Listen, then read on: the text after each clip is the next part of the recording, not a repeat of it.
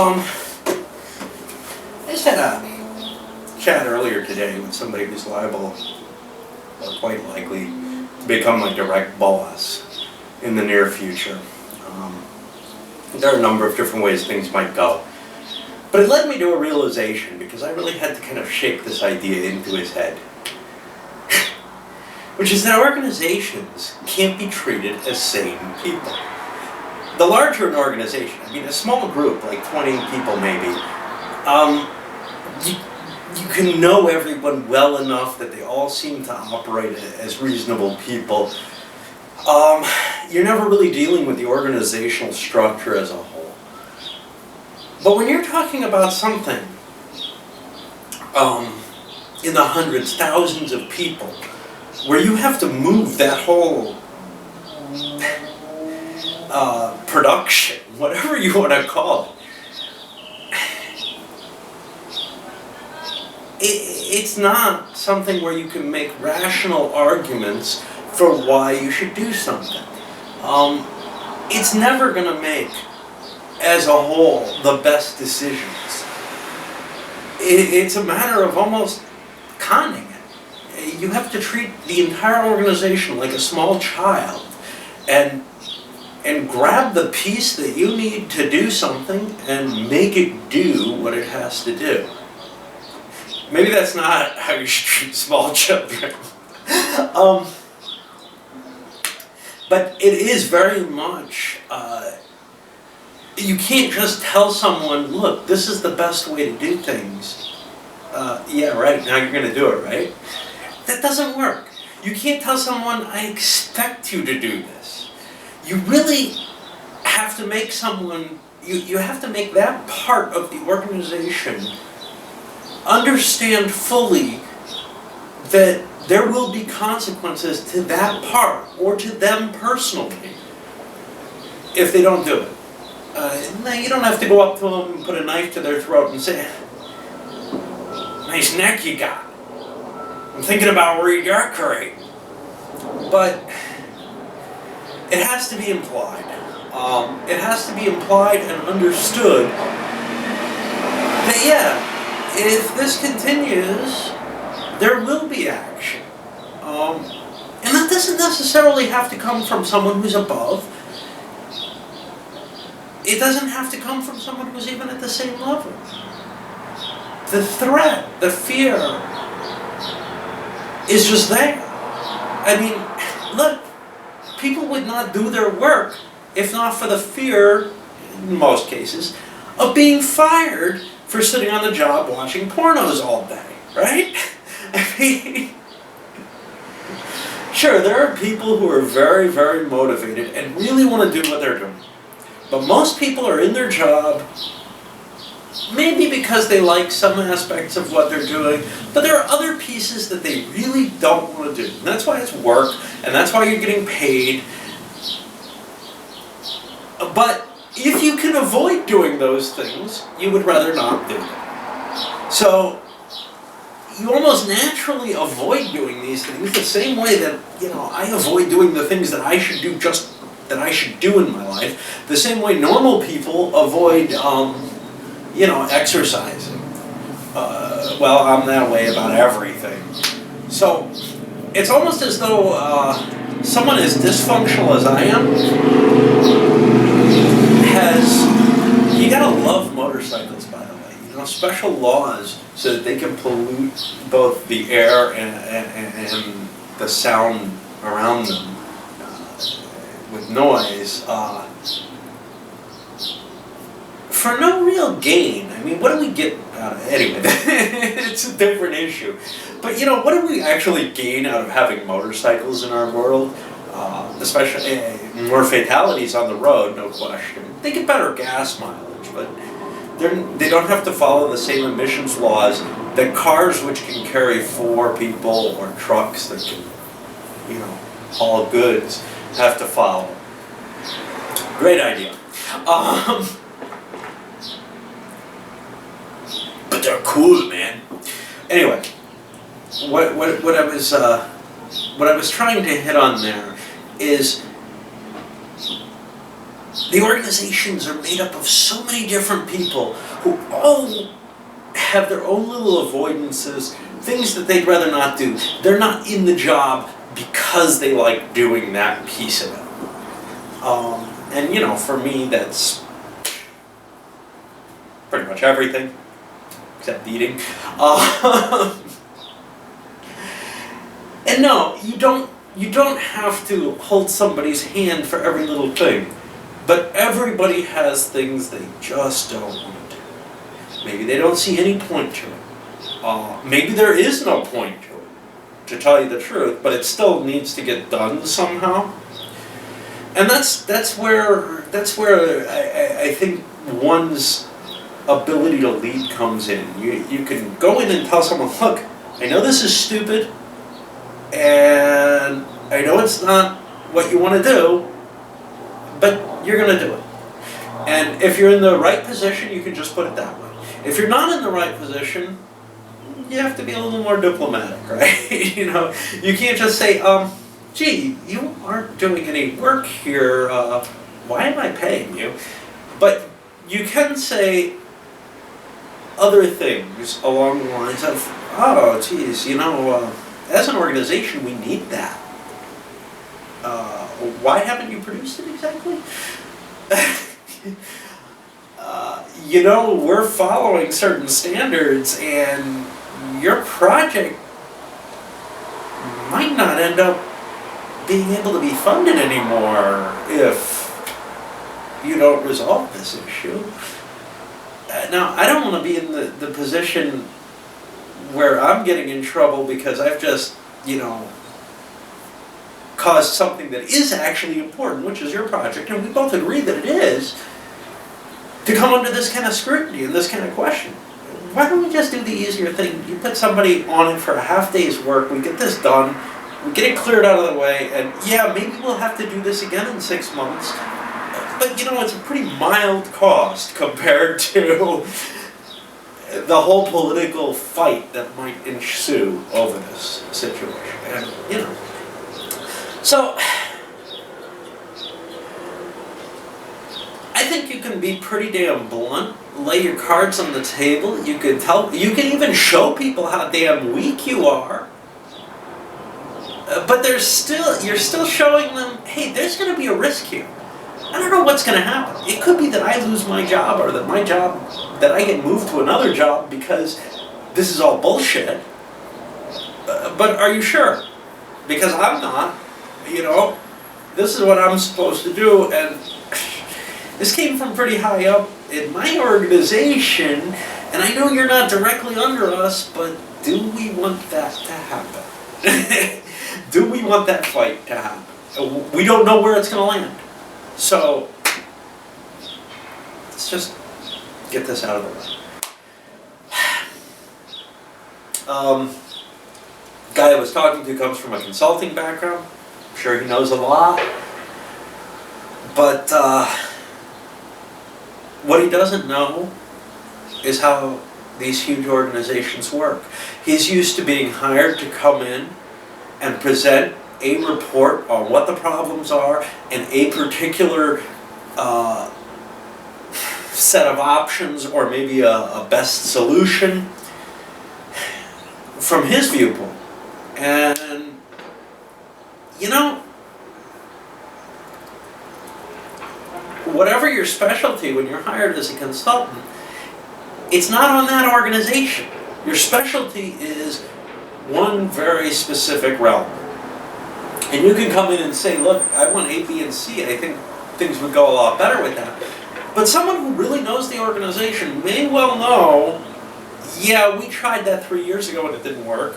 Or, yeah, you know, maybe I agree with you, but it's going to take a long time to get there.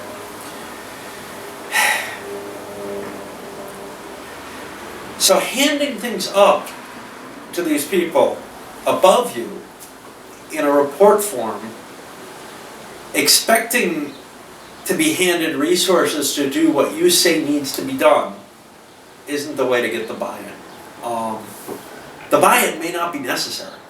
It may be better from certain standpoints to sort of play your hand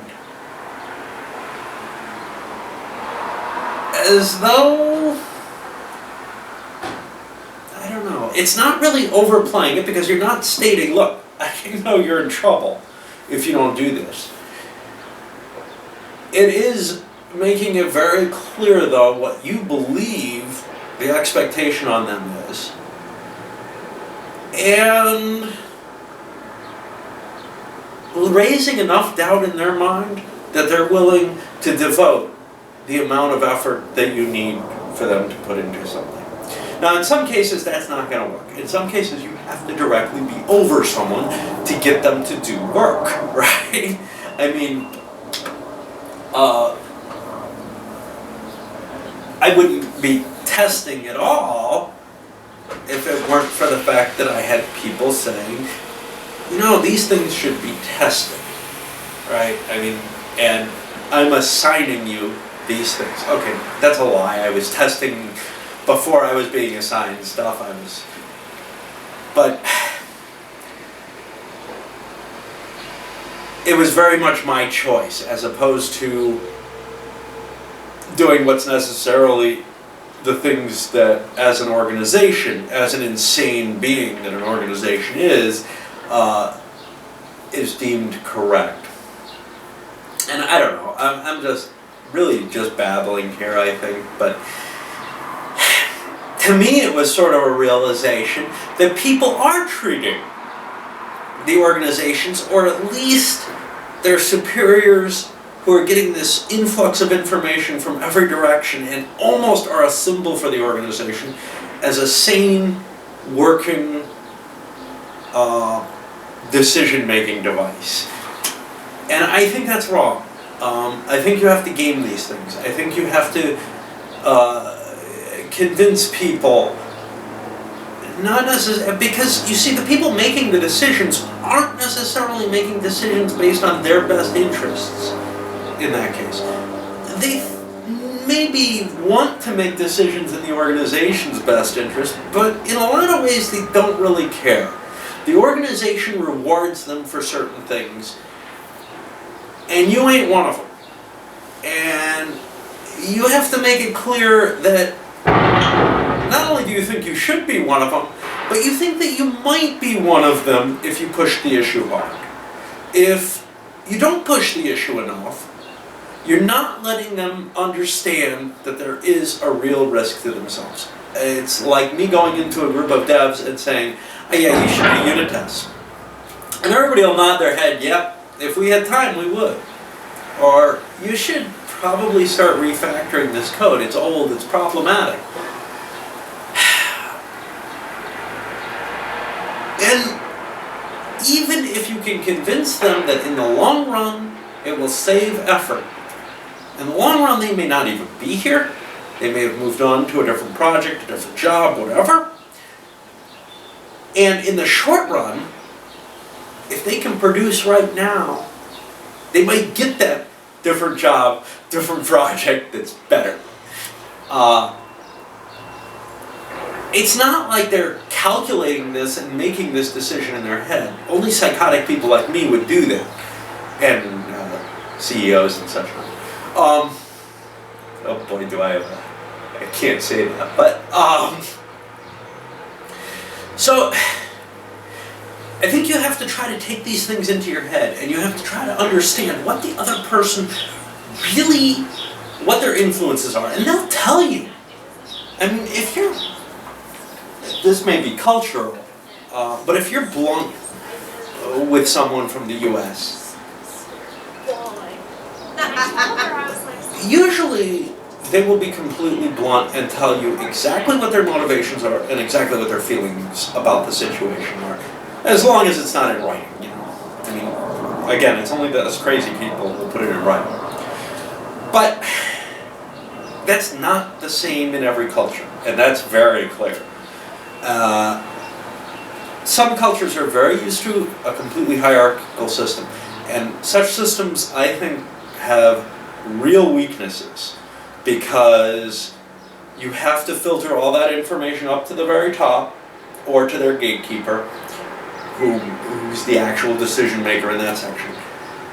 And then it has to make its way back down, and that don't work. And that's actually the model we were working on. Just too many people who believed a rational decision will come down. So, from a lot of the Asian cultures, I think, and mainly from what I've read, but also from experiences, there's this belief that if you filter the right information up, the right decision will come down. There's a lot less complaining. There's a lot less adherence to the decisions that are made on top. That's good. That's where there's an advantage. A decision's made on top, and it can move the whole organization. The problem is the information doesn't rise up correctly because of that lack of complaining, because people aren't trying to figure out how to solve that problem, and because people are really not willing to state anything that goes against the upper decision. The decision that has come down cannot be contradicted. So what happens? Well, you fail, maybe you get moved to a different position, maybe you get removed, whatever, and someone is promoted from within. And it's very much a factor in this. They've been in the same culture, so they have many of the same beliefs. So the movement is much slower. You won't, I don't think, see the wild changes as much. I mean, obviously, look, people are individuals even when they come into things from a cultural viewpoint. I just think that there's much more tendency towards those wild changes over on a US run endeavor. So those wild changes can be very unsettling, and they can cause huge swings in, productivity and everything. But when I look at search algorithms that work, what we're looking at, if we're thinking from, say, a search algorithm point of view, the Asian model is like hill climbing. You're looking for a local maximum. Whereas this model with more chaos in it comes much, much closer to what you see in, say, artificial neural networks or fuzzy systems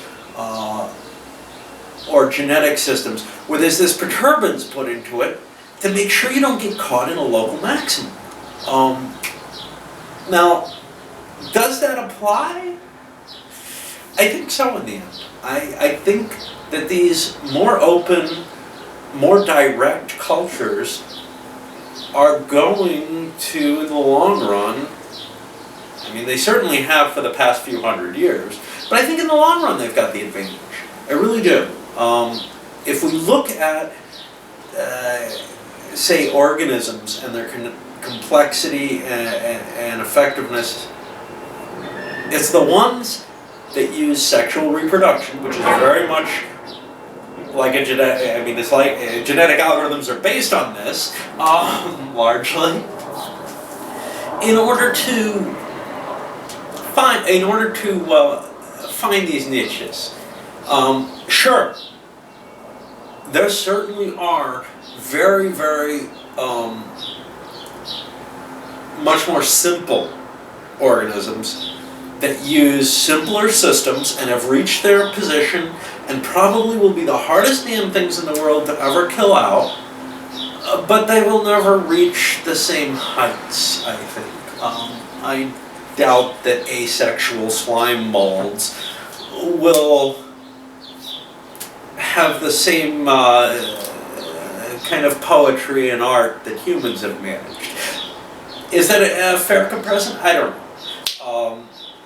But I do think that for organizations, in order to avoid stagnation, you really do need that kind of openness and directness, and being able to walk up to somebody, grab them by the lapels, and shake them. And you gotta have people who have the guts to do that, and are willing to take the consequences from it. good or bad, knowing that they will not be blackballed from the industry. Because that's the other problem. Even in America, we saw this at times where, oh hell.